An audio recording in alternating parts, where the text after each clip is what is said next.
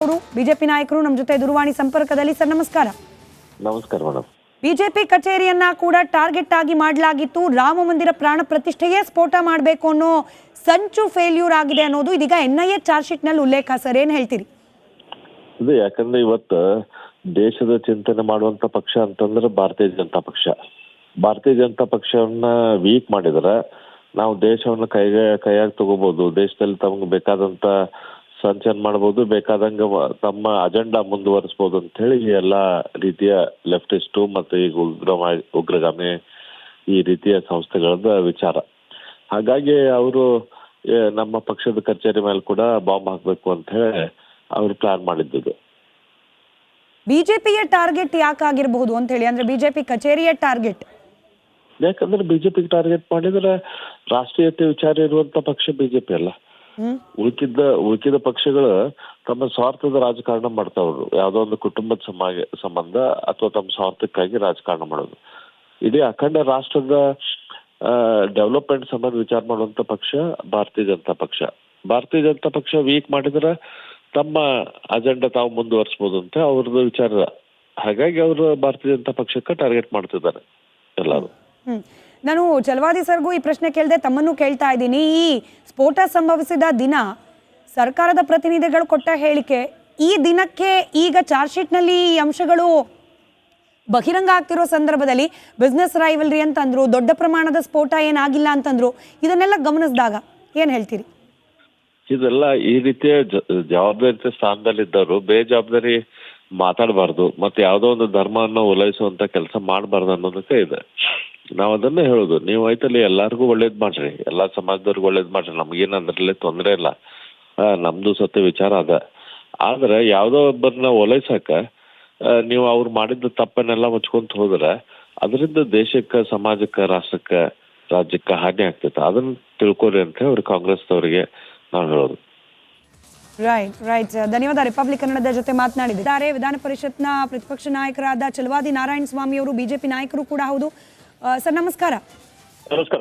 Target BJP ಕಚೇರಿಯೂ ಆಗಿತ್ತು, ಅದು fail ಆಯ್ತು, ಹಾಗಾಗಿ Rameshwaram cafe blast charge sheet ನಲ್ಲಿ ಉಲ್ಲೇಖ ಆಗಿದೆ. ಸರ್ ನಿಮ್ಮ ಮೊದಲ ಪ್ರತಿಕ್ರಿಯೆ? ಮುಡಿಯಮ್ಮ, ಇದು ಕ್ರಮೇಣ ಹೀಗೆ ಆಗಿಂದಾಗ್ಗೆ ನಡೀತಾ ಇರ್ತವೆ. ಬಿಜೆಪಿಯವರು ಮತ್ತು ಬಿಜೆಪಿ ಕಚೇರಿಗಳು ಯಾವಾಗಲೂ ಕೂಡ ಅವರ ಟಾರ್ಗೆಟ್ ಆಗಿರ್ತದೆ ಅನ್ನತಕ್ಕಂಥದ್ದು ಎಲ್ಲರಿಗೂ ಗೊತ್ತಿದೆ. ಆದ್ರಿಂದಲೇ ನಮ್ಮ ಕಚೇರಿಗೆ ಹೆಚ್ಚಿನ ಸೆಕ್ಯೂರಿಟಿಯನ್ನು ಕೂಡ ಕೊಡಲಾಗಿದೆ. ಈಗ ಆಗಿಂದಾಗ್ಗೆ ಅರ್ಥ ಆಗ್ತಾ ಇರ್ತದೆ, ರಾಮೇಶ್ವರಂ ಕೆಫೆಗೆ ಒಂದು ಅದೇನು ಟಾರ್ಗೆಟ್ ಆಗಿರಲಿಲ್ಲ, ಅಂದ್ರೆ ಜನರನ್ನ ಭೀತಿಗೊಳಿಸ್ಬೇಕು ಅನ್ನೋ ಕಾರಣದಿಂದ ಒಂದು ಹೋಟೆಲ್ ಅನ್ನ ಟಾರ್ಗೆಟ್ ಮಾಡಿ ಆವತ್ತು ಬ್ಲಾಸ್ಟ್ ಮಾಡಿದ್ರು. ಅದೇ ಕಾರಣದಲ್ಲಿ ಇದು ನಮ್ಗೆ ಒಂದು ಅನುಮಾನ ಇತ್ತು ಈ ಕಚೇರಿಯ ವಿಚಾರದಲ್ಲೂ ಕೂಡ. ಇವತ್ತು NIA ಇಂದ ಅದು ತನಿಖೆಯಿಂದ ಹೊರಗಡೆ ಬಂದಿದೆ. ಇದರ ಬಗ್ಗೆ ರಾಜ್ಯಾಡಳಿತ ಮತ್ತು ಕೇಂದ್ರಾಡಳಿತಗಳು ಎಚ್ಚರ ವಹಿಸಬೇಕು. ಇಂಥ ಸಂಘಟನೆಗಳನ್ನ ಬ್ಯಾನ್ ಮಾಡಬೇಕು. ಯಾರು ಇದರ ಹಿಂದೆ ಪಿತೂರಿ ಮಾಡ್ತಿದ್ದಾರೆ ಅಂತವರನ್ನ ಕಠಿಣ ಕ್ರಮಕ್ಕೆ ಒಪ್ಪಿಸಬೇಕು ಅಂತ ಹೇಳಿ ನಾನು ಆಗ್ರಹ ಪಡಿಸ್ತೇನೆ. ಅದರಲ್ಲೂ ರಾಮ ಮಂದಿರದಲ್ಲಿ ಪ್ರಾಣ ಪ್ರತಿಷ್ಠೆ ದಿನವೇ ಟಾರ್ಗೆಟ್ ಮಾಡಲಾಗಿತ್ತು ಅನ್ನೋದು ಸರ್, ಇದ್ರ ಬಗ್ಗೆ ಏನ್ ಹೇಳ್ತೀರಿ? ಅಲ್ಲ, ಇದು ಇಂಟೆಲಿಜೆನ್ಸ್ಗೆ ಸಾಮಾನ್ಯವಾಗಿ ಗೊತ್ತಿರ್ತದೆ, ಅಂತವುಗಳನ್ನ ಆಗಿಂದ ಹಾಗೆ ಅವರು ತಡೆಯುವಂತ ಕೆಲಸವನ್ನು ಮಾಡ್ತಾರೆ. ಆದ್ರೆ ನಮ್ಮ ಇಂಟೆಲಿಜೆನ್ಸ್ಗಳು ಏನು ಅಷ್ಟೊಂದು ವೀಕ್ ಏನು ಆಗಿಲ್ಲ. ಆದ್ರೂ ಅವರ ಕಣ್ಣು ತಪ್ಪಿಸಿನೂ ಮಾಡ್ತಕ್ಕಂಥ ಕೆಲವು ಇಂತಹ ಚಟುವಟಿಕೆಗಳು ಆಗಿಂದಾಗ್ಗೆ ಗಮನಕ್ಕೆ ಬರ್ತವೆ. ಸಹಜವಾಗಿ ರಾಮ ಮಂದಿರ ಉದ್ಘಾಟನೆಯ ಸಮಯದಲ್ಲಿ ಅಲ್ಲಲ್ಲಿ ಇಂಥ ದುಷ್ಕೃತ್ಯಗಳನ್ನು ಮಾಡಬೇಕು ಅನ್ನೋದು ಅವರ ಮನಸ್ಸಿನಲ್ಲಿತ್ತು. ಆದ್ರೂ ಕೂಡ ಆ ಸಂದರ್ಭದಲ್ಲಿ ಅಷ್ಟಾಗಿ ಮಾಡ್ಲಿಕ್ಕೆ ಅದು ಅವಕಾಶ ಸಿಕ್ಕಿರಲಿಲ್ಲ. ಯಾಕೆಂತಂದ್ರೆ ಇಡೀ ದೇಶ ಎಚ್ಚರಿಕೆಯಿಂದ ಇತ್ತು ಆ ಕಾಲ ಘಟ್ಟದಲ್ಲಿ. ಆದ್ರಿಂದಾಗಿ ಈಗ ಆಗಿತನವನ್ನ ತೀರಿಸ್ಕೊಳ್ತಕ್ಕಂಥ ಕೆಲಸವನ್ನ ಅವ್ರಿಗೆ ಮಾಡ್ಲಿಕ್ಕೆ ಹೊರಟಿದ್ದಾರೆ. ಸರ್ಕಾರದ ಭಾಗವಾಗಿರುವ ಪಕ್ಷಗಳು, ಅಲ್ಲಿನ ಪ್ರತಿನಿಧಿಗಳು ಕೊಟ್ಟ ಪ್ರತಿಕ್ರಿಯೆ ನಿಮಗೆ ನೆನಪಿರ್ಬೋದು ಸರ್. ಈ ಬ್ಲಾಸ್ಟ್ ಆದ ದಿನ ಬಿಸ್ನೆಸ್ ರೈವಲ್ರಿ ಅಂಥ ಮೇಜರ್ ಸ್ಫೋಟ ಏನಲ್ಲ, ಈ ರೀತಿಯ ಹೇಳಿಕೆಗಳು ಬಂದಿತ್ತು. ಬಟ್ ಇದು ಪ್ರಶ್ನೆ ದೇಶದ ಆಂತರಿಕ ಭದ್ರತೆಗೆ ಸವಾಲಾದಂತಹ ಘಟನೆ ಇದು ಅಂತ ಹೇಳಿ. ನೋಡಿಮ್ಮ, ಕಾಂಗ್ರೆಸ್ನವರು ಇಂಥ ವಿಚಾರಗಳನ್ನ ಅವರು ಸೀರಿಯಸ್ ಆಗಿ ತಗೊಳ್ಳೋದಿಲ್ಲ. ಅದನ್ನು ಕೂಡ ಹಾರಿಕೆಯ ಉತ್ತರಗಳನ್ನ ಕೊಟ್ಟು ಅದರ ಸಾಂದ್ರತೆಯನ್ನ ಕಡಿಮೆ ಮಾಡ್ತಕ್ಕಂಥ ಕೆಲಸವನ್ನ ಅವ್ರು ಮಾಡ್ತಾರೆ. ಯಾಕೆ ಅಂತಂದ್ರೆ ಇದರಲ್ಲಿ ಯಾವ ಸಂಘಟನೆಗಳು ಹಿಂದೆ ಇರ್ತವೆ ಅನ್ನೋದು ಅವರಿಗೆ ಗೊತ್ತಿದೆ. ಆ ಪರಿಕಲ್ಪನೆಯಲ್ಲಿ ಅವರು ಈ ಅಲ್ಲಿಯೂ ಕೂಡ ವೋಟ್ ಬ್ಯಾಂಕ್ ಅನ್ನ ಚಿಂತೆ ಮಾಡ್ತಾರಲ್ಲ, ಇಂಥ ದುರ್ದೈವ ಇದು. ಇಂತಹ ನಾಯಕರು ಮತ್ತೆ ಇಂತಹ ಪಕ್ಷಗಳಿಂದ ಈ ದೇಶಕ್ಕೆ ಭವಿಷ್ಯ ಇರೋದಿಲ್ಲ. ರೈಟ್. ಧನ್ಯವಾದ ಚಲವಾದಿ ನಾರಾಯಣ ಸ್ವಾಮಿ ಅವರೇ, ರಿಪಬ್ಲಿಕ್ ಕನ್ನಡದ ಜೊತೆ ಮಾತನಾಡಿದ್ದಕ್ಕೆ. ಮಲ್ಲೇಶ್ವರದಲ್ಲಿರ್ತಕ್ಕಂಥ ಬಿಜೆಪಿ ಕಚೇರಿ ಸ್ಫೋಟಕ್ಕೂ ಕೂಡ ಸಂಚನ್ನ ರೂಪಿಸಲಾಗಿತ್ತು. ಅದರಲ್ಲೂ ಅಯೋಧ್ಯೆಯಲ್ಲಿ ರಾಮ ಮಂದಿರ ಪ್ರಾಣ ಪ್ರತಿಷ್ಠೆ ದಿನವೇ ಸ್ಫೋಟವನ್ನ ನಡೆಸಬೇಕು ಅಂತ ಹೇಳಿ ಸಂಚನ್ನ ರೂಪಿಸಲಾಗಿತ್ತು. ಆದರೆ ಆ ಪ್ಲಾನ್ ಫೇಲ್ಯೂರ್ ಆಯಿತು. ಹೀಗಾಗೇನೆ ಇದಕ್ಕೆ ಪರ್ಯಾಯ ಅನ್ನೋ ರೀತಿಯಲ್ಲಿ, ಪ್ಲಾನ್ ಬಿ ಅನ್ನೋ ರೀತಿಯಲ್ಲಿ ರಾಮೇಶ್ವರಂ ಕೆಫೆಯಲ್ಲಿ ಬ್ಲಾಸ್ಟ್ ಅನ್ನ ಮಾಡಲಾಯಿತು ಅನ್ನೋದನ್ನ NIA ತನ್ನ ತನಿಖಾ ವರದಿ ಚಾರ್ಜ್ ಶೀಟ್ನಲ್ಲಿ ಉಲ್ಲೇಖ ಮಾಡಿದೆ. ಅಲ್ಲಿಗೆ ರಾಮೇಶ್ವರಂ ಕೆಫೆ ಬ್ಲಾಸ್ಟ್ಗೂ ಕೂಡ ಪೂರಕವಾಗಿ ರಾಮ ಮಂದಿರ ಪ್ರಾಣ ಪ್ರತಿಷ್ಠೆ ಲಿಂಕ್ ಹೊಂದಿದೆ ಅನ್ನೋದು. ಬಿಜೆಪಿ ಕಚೇರಿ ಉಗ್ರರ ಟಾರ್ಗೆಟ್ ಅನ್ನೋದು ಗೊತ್ತಿದ್ದ ವಿಚಾರ. ಈ ಹಿಂದೆ ಕೂಡ ಇಂಥ ಪ್ರಯತ್ನಗಳಾಗಿದೆ. ರಿಪಬ್ಲಿಕ್ ಕನ್ನಡಕ್ಕೆ ಚಲವಾದಿ ನಾರಾಯಣಸ್ವಾಮಿ ಅವರ ಪ್ರತಿಕ್ರಿಯೆ.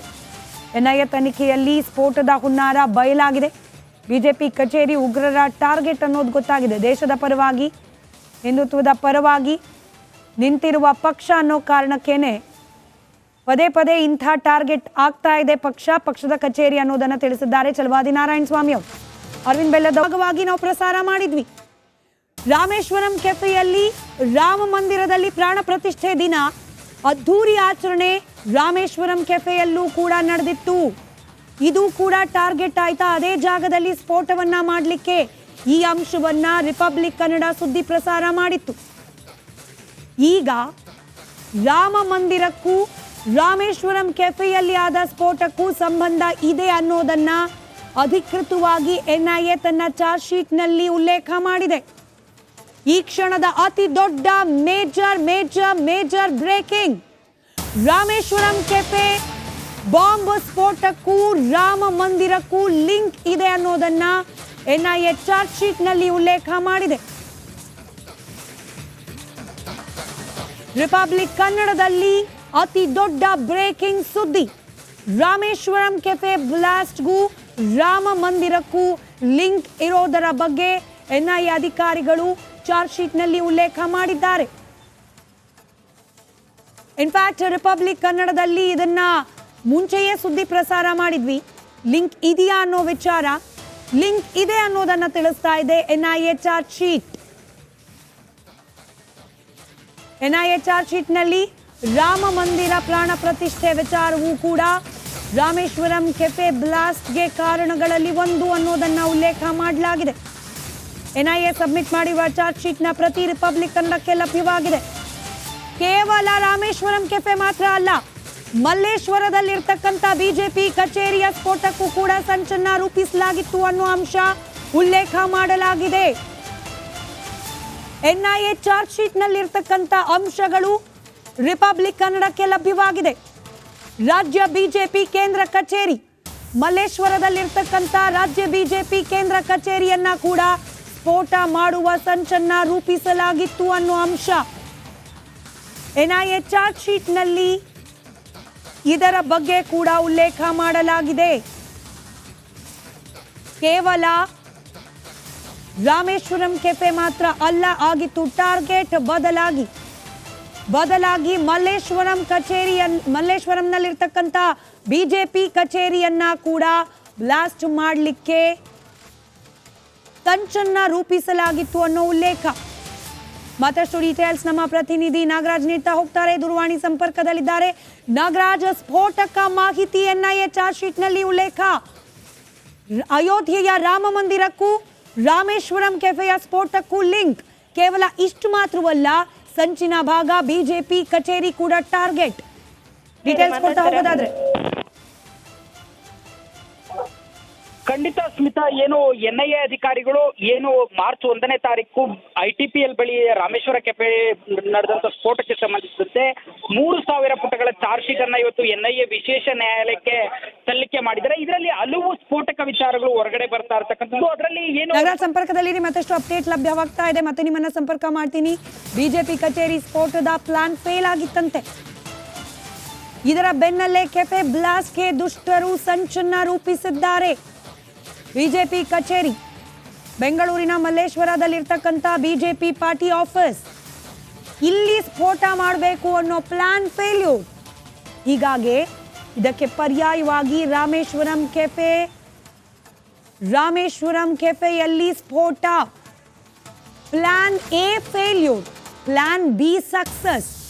ಪ್ಲಾನ್ ಎ ಮಲ್ಲೇಶ್ವರದ ಬಿಜೆಪಿ ಕಚೇರಿಯ ಸ್ಫೋಟ, ಆದರೆ ಆ ಪ್ಲಾನ್ ಫೇಲ್ ಆಯಿತು.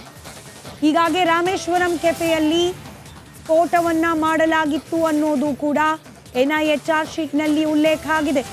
ರಾಮ ಮಂದಿರ ಉದ್ಘಾಟನೆ ದಿನವೇ ಸ್ಫೋಟಕ್ಕೆ ಸಂಚನ್ನ ರೂಪಿಸಲಾಗಿತ್ತು. ಜನವರಿ 22, 2024ರಂದೇ ಬಿಜೆಪಿ ಕಚೇರಿಯಲ್ಲಿ ಬಾಂಬ್ ಬ್ಲಾಸ್ಟ್ ಮಾಡಬೇಕು ಅನ್ನೋ ಸಂಚನ್ನ ಮಾಡಲಾಗಿತ್ತು. ಬಟ್ ಅದು ಫೇಲ್ಯೂರ್ ಆಯಿತು ಅನ್ನೋ ಅಂಶ.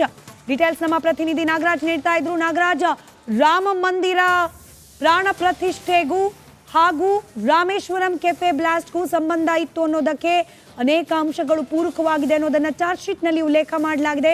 ಡೀಟೇಲ್ಸ್ ಕೊಡ್ತಾ ಹೋಗೋದಾದ್ರೆ. ಖಂಡಿತ ಸ್ಮಿತಾ, ಏನು ಈ ಮಾರ್ಚ್ 1ನೇ ತಾರೀಕು ರಾಮೇಶ್ವರ ಕೆಫೆಯಲ್ಲಿ ಸ್ಫೋಟ ಆಗುತ್ತೆ, ಅದು ಆಕ್ಚುಲ್ ಆಗಿ ಆ ಒಂದು ಏನು ಈಗ ಅರೆಸ್ಟ್ ಆಗಿದ್ದಾರೆ ಅಬ್ದುಲ್ ಮತೀನ್ ತಾಹಾ ಇರ್ಬೋದು, ಮತ್ತೆ ಶಾಜಿ ಮುಸಾವಿರ್ ಇರ್ಬೋದು, ಇವರ ಒಂದು ಅಸಲಿ ಟಾರ್ಗೆಟ್ ಆಗಿತ್ತು ಬಿಜೆಪಿ ಕಚೇರಿ. ಅದರಲ್ಲೂ ಏನು ಜನವರಿ 2ನೇ ತಾರೀಕು ಇದೇ ವರ್ಷ ಒಂದು ರಾಮ ಮಂದಿರದ ಪ್ರಾಣ ಪ್ರತಿಷ್ಠಾಪನೆ ನಡೆಯಿತು. ಅದೇ ದಿನನೇ ಬಿಜೆಪಿ ಕಚೇರಿ ಮೇಲೆ IED ದಾಳಿಯನ್ನ ಮಾಡಬೇಕು ಅಂತ ಹೇಳಿ ಒಂದು ಪ್ಲಾನ್ ಅನ್ನ ಮಾಡಿದ್ರು. ಆದ್ರೆ ಇವ್ರು ಮಾಡಿದಂತ ಪ್ಲಾನು ಕೆಲವೊಂದು ಕಾರಣಗಳಿಂದಾಗಿ ಆ ಒಂದು ಸಂದರ್ಭದಲ್ಲಿ ಪೊಲೀಸರು ಭದ್ರತಾ ವ್ಯವಸ್ಥೆಯನ್ನ ಸಾಕಷ್ಟು ಬಿಗಿಗೊಳಿಸಿದ ಹಿನ್ನೆಲೆಯಲ್ಲಿ ಆ ಪ್ಲಾನ್ ಸಕ್ಸಸ್ ಆಗೋದಿಲ್ಲ. ಅದಾದ ಬಳಿಕವೇ ಇವರು ಇಬ್ಬರು ಆರೋಪಿಗಳು ಏನು ರಾಮೇಶ್ವರಂ ಕೆಫೆ ಸ್ಫೋಟವನ್ನ ಮಾಡುವಂಥದ್ದು. ಆದ್ರೆ ಇವರ ಅಸಲಿ ಟಾರ್ಗೆಟ್ ಇದ್ದಿದ್ದು ಏನು ಬಿಜೆಪಿ ಕಚೇರಿಯನ್ನ ರಾಮ ಮಂದಿರ ಪ್ರಾಣ ಪ್ರತಿಷ್ಠಾಪನೆ ದಿನನೇ ಟಾರ್ಗೆಟ್ ಮಾಡಿ ಅಲ್ಲಿ ಬಾಂಬ್ ಸ್ಫೋಟವನ್ನ ಮಾಡಬೇಕು ಅನ್ನೋದಾಗಿತ್ತು. ಆದ್ರೆ ಅದು ವಿಫಲ ಆಗುತ್ತೆ. ಜೊತೆಗೆ ಏನು ಅವತ್ತು ಅಂದಿನ ಟೈಮಲ್ಲಿ ಅವತ್ತು ರಾಮ ಮಂದಿರ ಪ್ರಾಣ ಪ್ರತಿಷ್ಠಾಪನೆ ಜನವರಿ 22ನೇ ತಾರೀಕು ಆಗ್ತಾ ಇರಬೇಕಾದ್ರೆ ಸಾಕಷ್ಟು ಮುಂಜಾಗ್ರತಾ ಕ್ರಮಗಳನ್ನ ಕೇಂದ್ರ ತನಿಖಾ ಸಂಸ್ಥೆಗಳು ತೆಗೆದುಕೊಂಡಿತ್ತು. ಜೊತೆಗೆ ರಾಜ್ಯ ಪೊಲೀಸ್ ಇಲಾಖೆಯು ಸಾಕಷ್ಟು ಬಿಗಿ ಭದ್ರತೆಯನ್ನ ನಿಯೋಜನೆ ಮಾಡಿತ್ತು. ಇದರಿಂದಾಗಿ ಆರೋಪಿಗಳಿಗೆ ಅಲ್ಲಿಗೆ ಹೋಗಿ ಆವತ್ತು ವಿವಿಧ ಕಾರ್ಯಕ್ರಮಗಳು ಬಿಜೆಪಿ ಕಚೇರಿಯಲ್ಲಿ ಹಮ್ಮಿಕೊಳ್ಳಲಾಗಿತ್ತು. ಹೀಗಾಗಿ ಬಿಗಿ ಭದ್ರತೆ ಇತ್ತು. ಹೀಗಾಗಿ ಅಲ್ಲಿಗೆ IED ತೆಗೆದುಕೊಂಡು ಹೋಗಿ ಸ್ಫೋಟ ಮಾಡೋದು ಅಷ್ಟು ಸುಲಭ ಆಗಿರ್ಲಿಲ್ಲ. ಹೀಗಾಗಿ ಆ ಒಂದು ಪ್ಲಾನ್ ಏನ್ ಫೇಲ್ ಆಗುತ್ತೆ. ಫೇಲ್ ಆದ ಬಳಿಕ ಒಂದಷ್ಟು ಹ್ಯಾಂಡ್ಲರ್ಗಳಿಂದ ಮಾಹಿತಿ ಬರುತ್ತೆ ಈ ಇಬ್ಬರಿಗೆ. ಅದರ ರೂಪಕವಾಗಿ ಬೇರೊಂದು ಕೃತ್ಯವನ್ನ ಎಸಗಲೇಬೇಕು, ಮತ್ತೆ ನಮ್ಮ ಏನು ಅಂತಿಮ ಟಾರ್ಗೆಟ್ ಇದೆ ಅದನ್ನ ರೀಚ್ ಆಗಬೇಕು ಅಂತ ಹೇಳಿ ಅದರ ಭಾಗವಾಗಿ ರಾಮೇಶ್ವರ ಕೆಫೆಯಲ್ಲಿ ಬಾಂಬ್ ಬಿಡುವಂಥದ್ದು. ಇದು ಇನ್ನೂ ಅನೇಕ ವಿಚಾರಗಳು ಈ ಒಂದು ಚಾರ್ಜ್ ಶೀಟ್ ನಲ್ಲಿ ಉಲ್ಲೇಖ ಆಗಿರ್ತಕ್ಕಂಥದ್ದು. ಇವರಿಗೆ ಎಲ್ಲಿಂದ ಕ್ರಿಪ್ಟೋ ಕರೆನ್ಸಿ ಮುಖಾಂತರ ಹಣ ಸಹಾಯ. ನಾಗರಾಜ್ ಸಂಪರ್ಕದಲ್ಲಿರಿ, ನಮ್ಮ ಜೊತೆ ದೂರವಾಣಿ ಸಂಪರ್ಕದಲ್ಲಿ